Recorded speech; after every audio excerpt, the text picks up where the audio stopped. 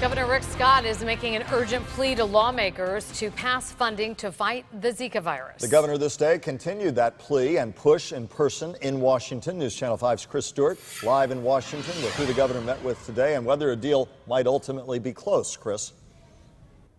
Yeah, lawmakers we talked to say they are working for Zika funding to be part of a bill that would fund the entire government through December 9th. If that happens, an estimated $1 billion in money to fight Zika could come to Florida and end months of gridlock. In Washington, things can take time. Governor Rick Scott is tired of waiting. But my bottom line is it's got to get done. I'm glad that everybody's supportive. We just had a meeting. We want to get something done. Governor Scott meeting with more than a dozen lawmakers on Capitol Hill today, urging those in power to send money to help in the fight against Zika. It's important that we get this funding. It's important that we have a vaccine. It's important we have research. And it's important that everybody comes together. But politics has stood in the way of this money for months. Senate Democrats voting against it because Republicans included restrictions on Planned Parenthood in the Zika bill.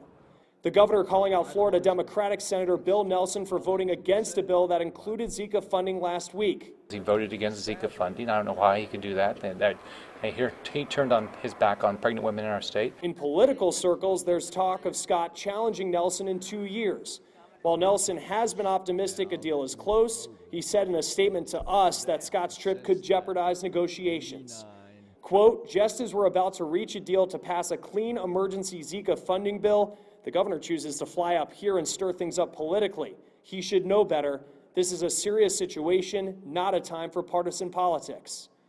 As Governor Scott wraps up his trip to the nation's capital, he hopes what has become a complicated issue is seen in simpler terms.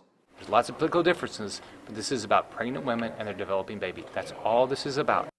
And the governor wrapped up his trip tonight with a meeting with Senate Majority Leader Mitch McConnell, as well as Republican Senator from Florida Marco Rubio. This morning, after that meeting with the Miami delegation, South Florida Congresswoman Elena Ross-Layton telling us she believes a deal could be on the Senate floor as early as next week.